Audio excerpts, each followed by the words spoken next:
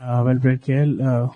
First of all, fair to say you found a sweet spot when it comes to batting in English conditions. And secondly, what happened in the last over, if you can talk about that.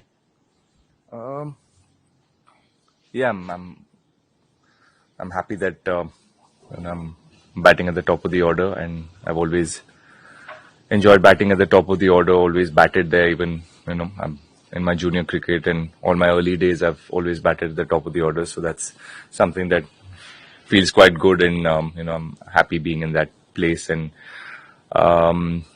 yeah, so happy that I'm making use of the opportunity and getting runs for the team. And what happened at the end is, it's just part of the game now. This is I understand from an opening batter's point of view. I know exactly what was going on, and everyone knows exactly what was going on. But an opening batter will understand completely what happened in the last 5 minutes. Yeah, Rahul here, to your left.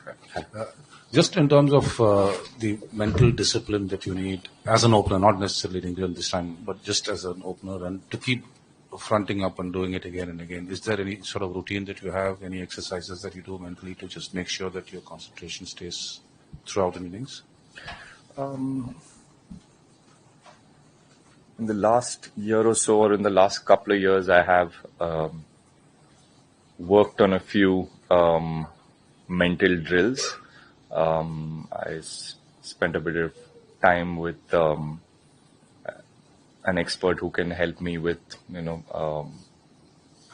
improving my reaction time, and some mental, drills and games that you can play that help you get better with your reaction time and stuff like that. It's I think a lot of other sports use it. I've seen this in Formula One quite a lot, and I picked this up from one of the guys that I've worked with in Salzburg.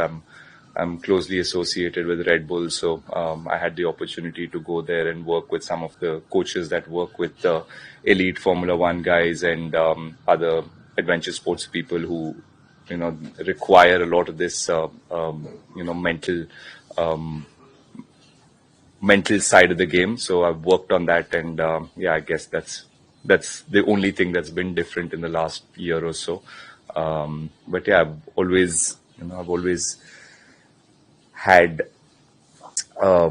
enjoyed batting long periods of time. Even when I was growing up, even when I played junior cricket, I always enjoyed batting long hours, and I could focus for long hours. But I think a bit of this has just helped me in the last few years.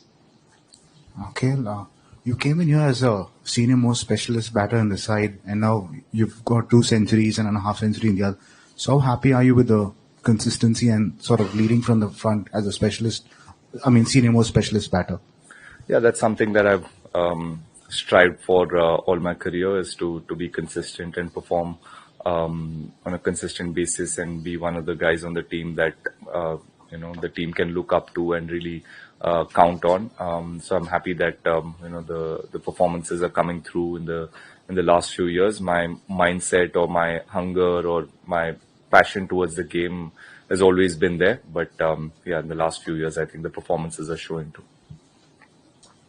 KL, you and Rishabh are both wicketkeeper batters, but it seems like you have nothing else in common from your style to your demeanour. But I'm taking offence to that. Oh, no, I don't. Now I feel bad. You know what I mean, though. Yeah. It's you have such different styles and demeanours. Do you have things in common on or off the field, and that maybe we don't know about? And what are the conversations or the way you work your partnership together that you have out there? Tough one. I think the most common thing is our love for cricket and love for batting, and love for performing in difficult scenarios. We've had a lot of important partnerships in the last few years. And I enjoy batting with him. I thoroughly enjoy batting with him. When he's batting with me, I look look at the way he bats, and I wish and I hope that I could do that. Some days I sit when there are no games and dream of playing shots like that, and playing with that kind of a mindset and an attitude. But yeah, it's always just been a dream. But yeah, we do chat quite a lot about cricket and batting, and the technical bit of batting as well. He was injured and in the NCA, and we were both injured, and we were at the NCA back in Bangalore, and we would see each other every day, and that's probably the first time I realized there's a lot of thought behind how he bats, and a lot of he's a deep thinker of the game, though it may not seem that way or suggest with the way he plays, but it's something that suits his game, and that's all. Obviously, for me, it's been great to understand how he thinks and get a little bit of a deeper insight into his mind. So yeah, that's probably it. And yeah, we both get along pretty well. We're great friends off the field as well. But yeah, common, very few things. Yeah.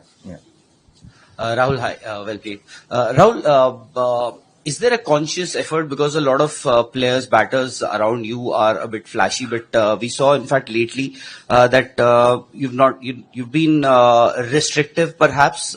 Even yesterday we saw, to start with, those drives, majority of those did not reach the fence. You're just pushing, not going for those expansive drives. Are you trying to restrict yourself to build that long innings? No, I'm just trying to do what is necessary on that day and what I feel can give me the best result on that possible day. And yeah, for now, I feel, or for this innings, I felt like that was the way to go. And when I'm opening the batting, obviously, I need to. There's a lot more responsibility for you to get your team off to a good start and make sure that you have a solid base set up for the rest of the batters to come, or for you yourself to go ahead and score a big knock and get a lot of runs on the board. So yeah, that's more or less what I think about. There are pockets in the ground that I feel I need to score off, and that can change with every wicket and every innings and every day. So yeah, it's about how I feel that day and what is the plan that I come up with in the moment, in the middle, and try and execute it. Gill, first of all, well batted. After, I think India have won 2 out of the 3 sessions of the day's play. But is there a sense of disappointment in the dressing room? Because at one point it seemed like India could have got a lead of 50-60 runs, but at the end of the day it couldn't happen. So maybe a little bit of disappointment. Yeah, of course there's a little bit of disappointment, because I think we were in a really good position when I think even till just before tea time, I think we were in a really good position. Obviously, me and Rishabh got that long partnership, but we both got out. He got out just before lunch, and I got out right after lunch. That wasn't ideal. So you had 2 set batters in the top 5 who'd gotten off to a start. So ideally, you want one of them or both of the batters to go on and get a big score, and that's how you sort of get ahead in the test match. So yes, that is disappointing. A lot of players got starts and we couldn't convert it and get bigger scores that would have put us ahead of the test match. But as it stands, I think it's quite even. KL, the last over before lunch, the over which Rishabh got run out, he was egging you on to get that 100. Even one ball which you played towards sweeper cover, he said, "Seedha tha, chauka lag jata." Then he got out the way he did. So what were your thoughts then? Because you looked very disappointed standing there looking at the big screen when the replay was being shown. And second, since you spent a lot of time today batting with him with that injured finger, how difficult was it for him to actually hold the bat? Because there were certain situations where the bat was giving him that jarring experience and he looked in a lot of pain. So your thoughts on both things? Long question. First, obviously, not ideal, and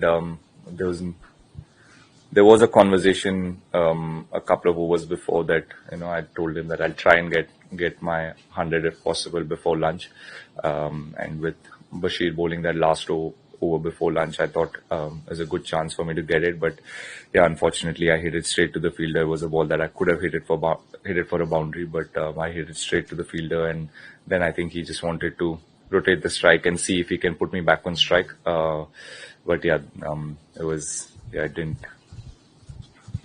shouldn't have happened. Run out at that stage was, I think really changed the momentum, and it was disappointing for both of us. Obviously, nobody wants to throw their wicket like that. And what is the second part? Yeah, obviously he was in a lot of pain for gripping the bat, and when the ball hits your bat, there's a lot of friction and a lot of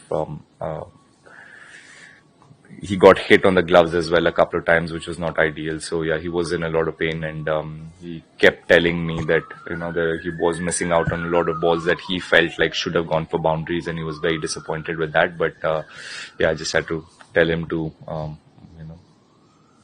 weigh his options and see what are the best shots he can score boundaries of, rather than getting upset with the areas he can't score off. So yeah, he seemed pretty calm. Otherwise, he was in pain, but he was more than happy and more than willing to do the job and fight the fight for the team.